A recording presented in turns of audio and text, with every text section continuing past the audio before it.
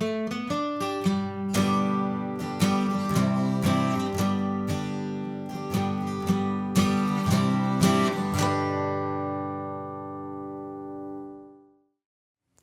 guys, welcome back to the Art of Craftsmanship. My name is Dustin, and today in the shop we are going to be rehandling this axe. So this is an axe that I bought and handled for my brother Devin behind the camera about 1.5 years ago, maybe 2 years ago. And he used it a bunch and then had a couple overstrikes, and because of that, the handle is cracked now up near the eye. So I'm gonna go ahead and take this one off, and I'll rehandle it with another store-bought handle. Store-bought handles can be great, and they can also be really crappy. So I'm gonna show you what to look for, how to pick out a really good axe handle, and then what you can do to them to customize them to make them fit really well in your hands and kind of give you that desire to just want to get out there and use your axes. Also, as I'm taking this axe head off, I'm going to take a look at what I did to hang this axe and then just kind of reassess it and look, kind of what I was doing 2 years ago and what I do now, and then kind of give you guys some tricks and some tips on the best way to hang your axes. So the first thing I'm going to do, because I want to try to preserve this handle so I can look at it and kind of learn from what I did, is I'll go ahead and drill out most of this wedge. You see I also have these metal wedges in here, which I'll see if I can pop them out as well so I can reuse them for future hangs.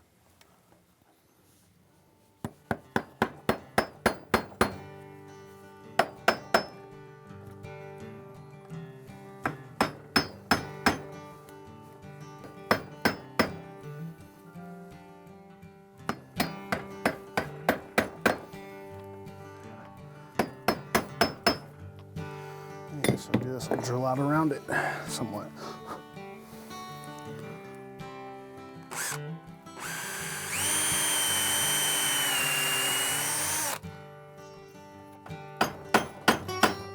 There it comes.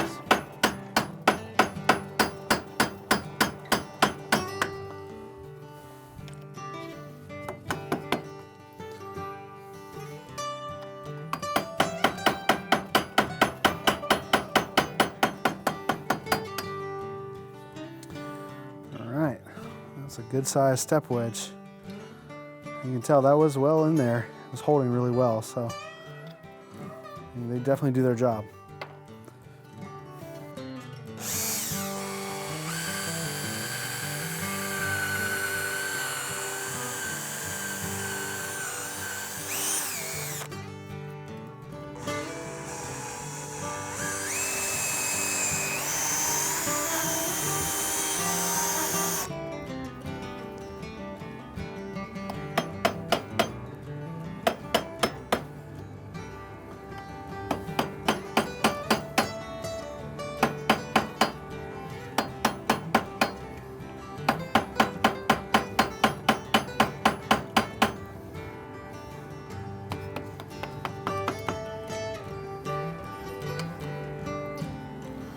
All right, there's the other one.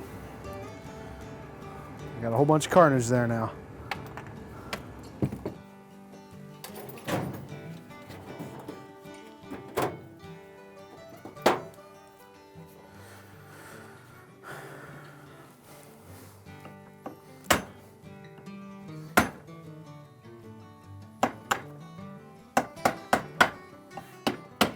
So if you guys watched my last video, which is the making a bushcraft axe, I actually cut this piece of the handle off when I was hanging the head, and I hung on to it because I like to use these as drifts.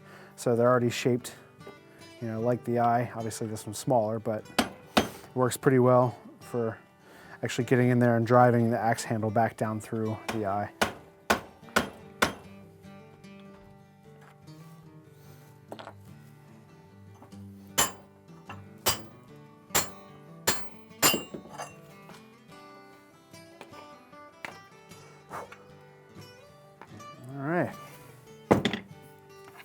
It looks like it was a pretty good hang. There's not a ton of what we call a ninja shelf, which is kind of this right here, when you kind of get where the axe is sitting on a ledge of wood.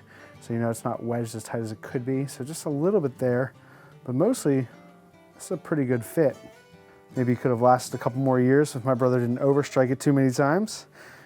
But otherwise, it looks like it's pretty good. And it's kind of cool, I forgot this, but you can see these grooves were made by what's called the eye ridges. So inside the eye there are ridges of metal that were designed to help hold the axe head on the handle better.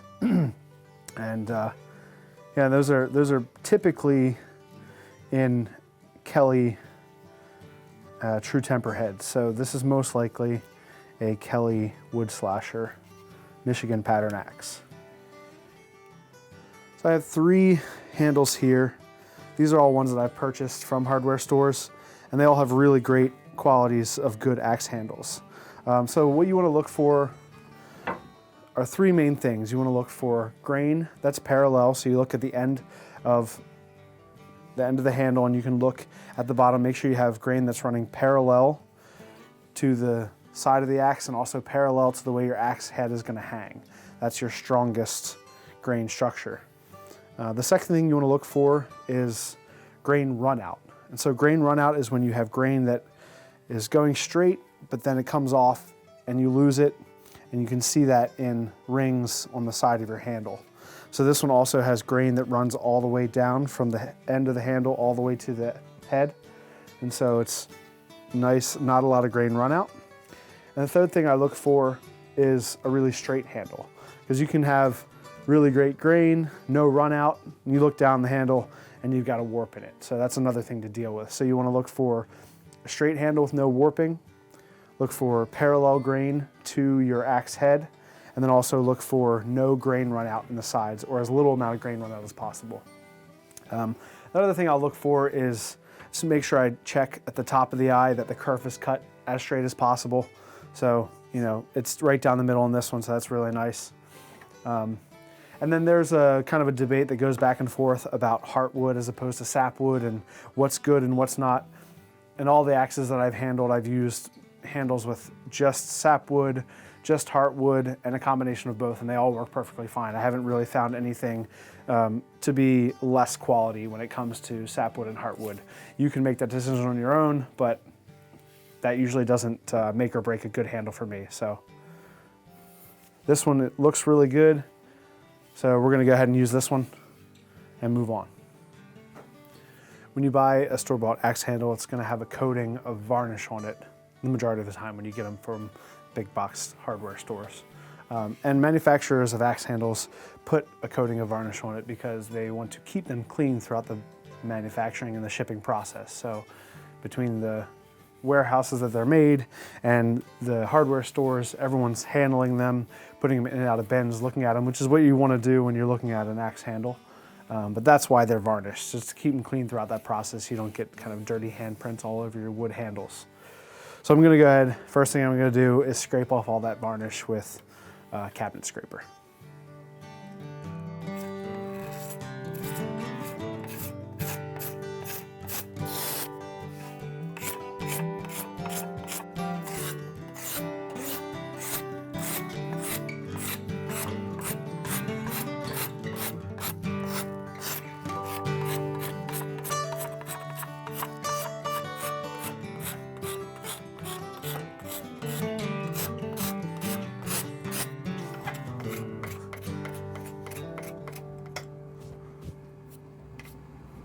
This is just a little bit wide, so I'm going to take a little bit off here, but at the same time, I'm going to bring this, where the bottom of the eye goes in here on the handle, there's just a big ridge. So I'm going to take some of that off as well. I know that's going to be too much, so I'm going to flatten that off and then also kind of bring down the side of the eye on this side and get it so I can just start to fit the head inside the top of the handle.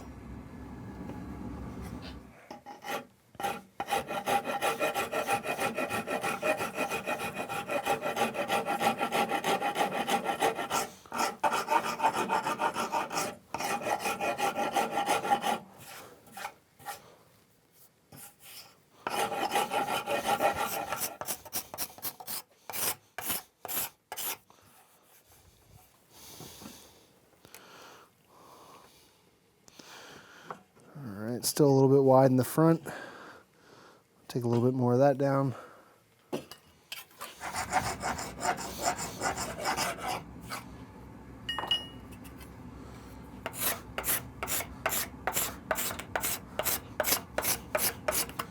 Just taking a regular pencil and scraping some of the graphite right on side the lip of the bottom of the eye.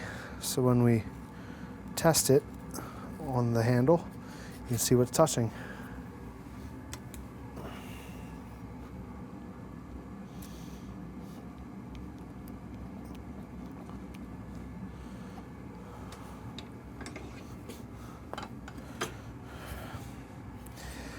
All right, so you can see that it's only the eye ridges that are touching right now. So that's good. That means I have space all the way around it. So I'm gonna go ahead and put the head back on, and I'll start to seat it, see how far I can get it down before the rest of it starts touching as well.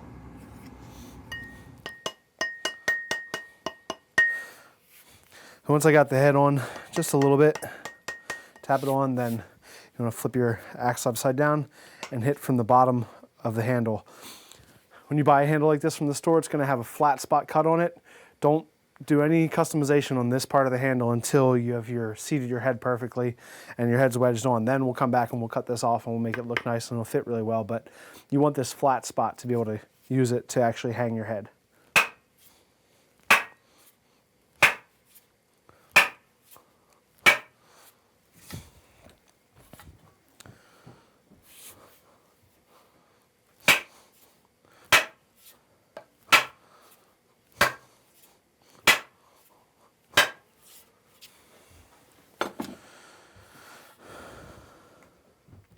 So you can see I have a little bit of wood curling here and here, about the same spot on both sides. So the front part of the eye. So I'm going to go ahead and remove the head now, see where I have more graphite that's rubbed off, and keep removing some until I can get it seated down all the way nicely down on the shoulders. There we go. Here you can see where the graphite was rubbing. So I'm just going to come in, take that off, and then go a little bit further down.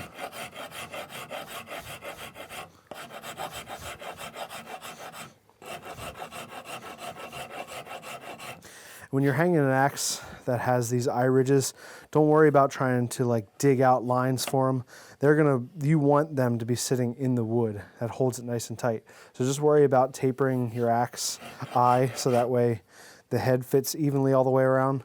You want them to dig in and hold nice and tight into the wood.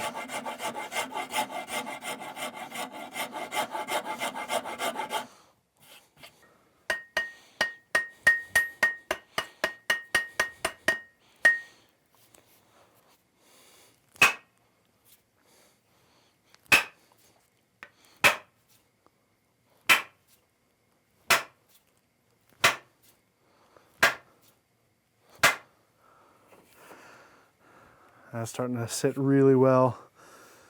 I could maybe bring it down another quarter of an inch or so. You see there's still just a little bit of curl on both sides, right where they've been hitting on the front. But there's no shelf. It's sitting nice and down, wedging nice and tight down on these shoulders. You can see the shoulders have a nice taper. They don't come out. They don't go in at a harsh curve.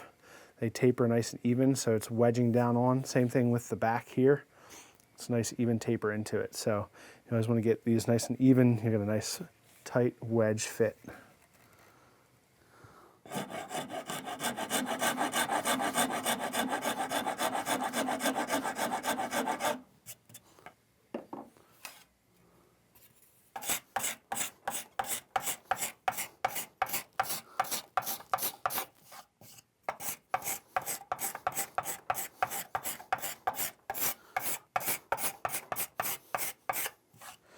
So I'm just about to seat this axe head for the final time. So there's a few things I want to do beforehand. First, I just want to mark off where the top of the eye is. I'm doing here, approximately. Because as of right now, the kerf is only down this far. So I want to cut this down at least 2/3 of the way down to the bottom. So I'm going to bring it down to maybe somewhere around there, both sides. And the last thing I'll do before I seat it for the final time is I'm just going to come in and chamfer the bottom edge of this eye a little bit, file it out so it's a nice smooth transition.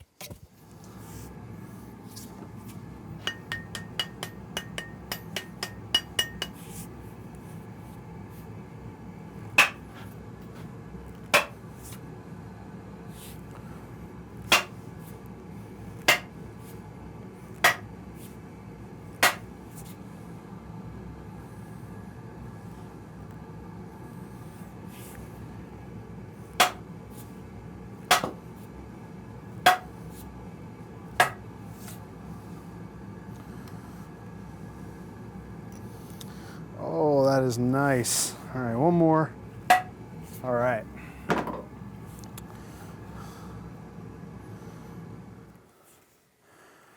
I'm just checking for straightness. It looks like the bit is in line parallel with the handle, nice and straight.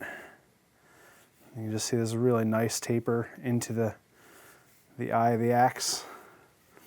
And then we have just a really nice fit up. So just a tiny bit of curl here and a tiny bit in the front, but otherwise a really nice tight fit all the way around.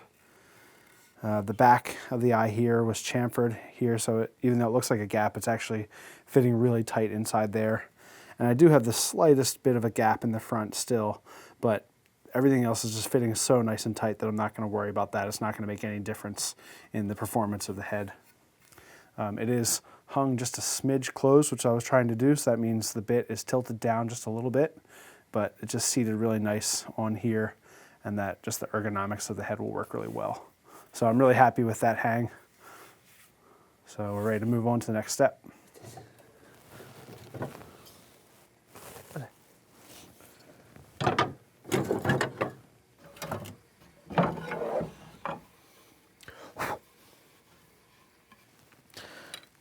Just checking the length of the eye. This is 2.5 inches. I want to make sure I have a wedge that goes all the way to the front of the eye, all the way to the front and back. And I have this piece of bubinga, and that's actually exactly 2.5 inches there, so I'll be able to cut down from there and use this piece as a wedge.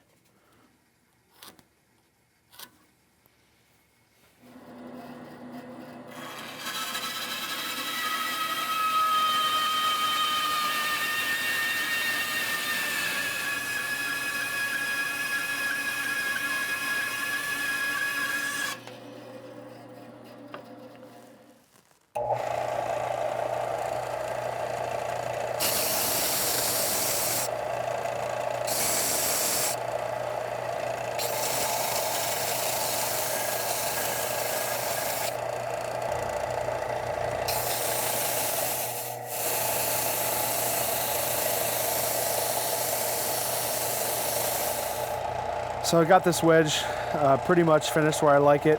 There's a little bit of marks here, but these are just pretty much superficial, just on the surface. So it's a nice, even kind of taper both ways. Last thing I'm going to do before I wedge this is I'm actually going to round over the front edge of this wedge here. This is where it's going to be the front of the eye, where it's the most narrow. And right now it's wider than that spot. I want it to fit into that hole really nice, so I'm going to go ahead and round this over. And then I'll also chamfer the top edge of this as well as the back just a little bit. So that way it's just not a sharp edge. So when I'm actually hammering in the wedge, I don't have the chance of splitting out the wood there. So I just want to kind of put my wedge there and make a mark. So here's the top of where the wedge is, and I want to make sure that I don't sink this in all the way before reaching the bottom and not be able to sink it further. So I'm going to come about another 1/4 inch or so. I do want to leave myself plenty of room here because once I trim off the top, I want to leave that leave the top of the axe handle proud, probably about 3/8 inch, 1/4 inch, 3/8 inch. So we'll just go ahead and trim this off now. So that way we're ready to put the wedge in.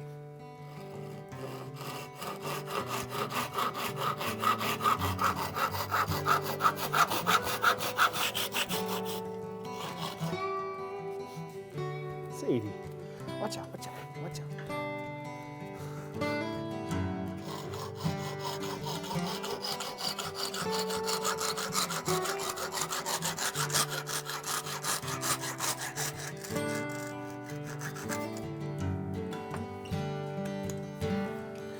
So we're going to use a little bit of wood glue.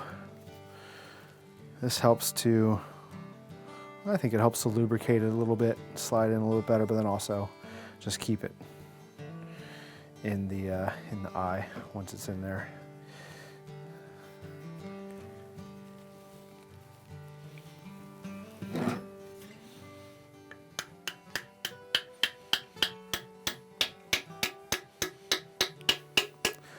I'm just going to get it started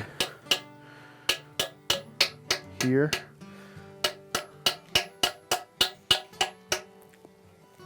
All right. I don't hit it too much with the hammer on this end, just because I'm hitting it with just a small amount of hammerhead, and that can crack your wedges. Cracking your wedges isn't the end of the world, but you know, try not to if you can avoid it. All right, so we're gonna move over, flip this upside down, and put it on this piece of railroad track that I have, and then I'll hit the end of the handle here and drive it in from that way.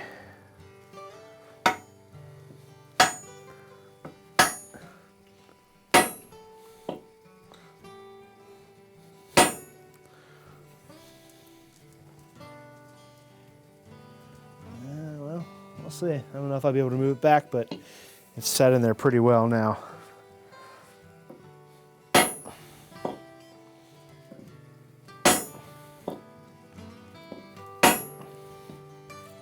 It's definitely at least halfway down inside the eye. And there is a little bit of a space here in the back. The wedge is kind of filled all the way to the front, which is I wanted because that was a bigger gap. But I have a little bit of a gap here, which isn't really a big deal, but I think just to be safe, I'm gonna go ahead and cut another little piece of bubinga and just do like a little wedge just to fill that space in, just to keep out any water, moisture, things like that that could kind of get inside there and just wreak havoc. So it's not completely necessary, but I mean, I have the wood, so I'm gonna cut a little piece and we'll send a wedge down in there to fill the back in as well.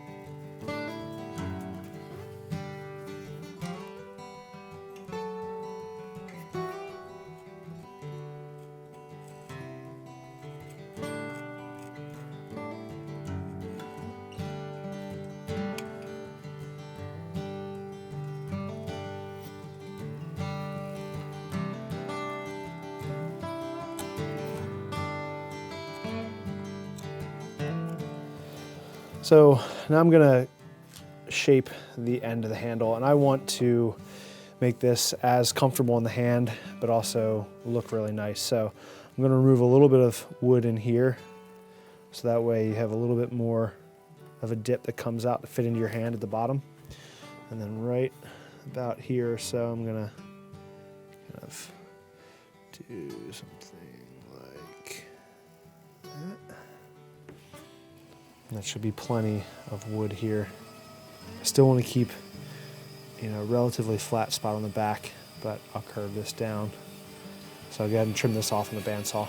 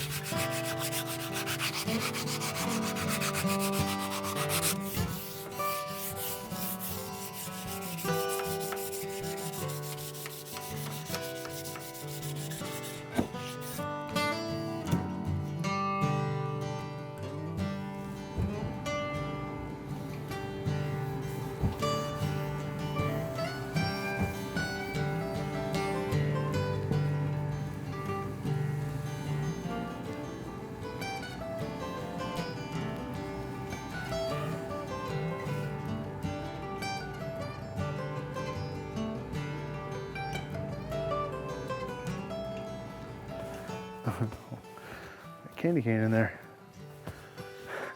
All right, guys, well, this turned out really good. This is just a fun project. I really enjoy using store-bought handles when they're of good quality, and a lot of times they are. You just kind of have to know what to look for. I shaped this one down to fit really well for my brother's hands. You know, he's got big hands like I do, so I didn't make it too thin, but just, you know, enough that it'll fit really well and feel really good in the hand. So last thing to do is go outside and try it out. It is a beautiful day right now. It's snowing outside, so let's go ahead out and we'll maybe cut up some branches, chop some wood, and see how she cuts.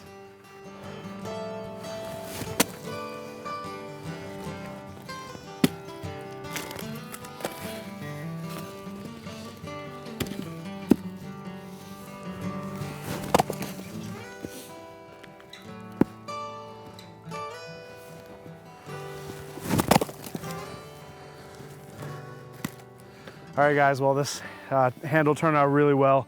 Just shows you what you can do if you take some time and just know what to look for when you're picking out store-bought handles. Take some time and just put a little bit of customization into it, and it just, you know, they can turn out really nice and really beautiful and feel well and last you a long time as well. So we hope you enjoyed the video. We really enjoyed making it. This is a fun project. If you did, go ahead and give us a thumbs up, and if you haven't yet subscribed, do that as well. That way you just kind of see more videos as we're coming out, and go ahead and check out some of our older videos. And follow us on Instagram as well. I post lots of pictures up there, so at The Art of Craftsmanship on Instagram. And this is a great project. We hope you really enjoyed the video. We love making it. This is a beautiful day. It's a beautiful day to be out chopping wood, and so we hope to see you guys on the next video.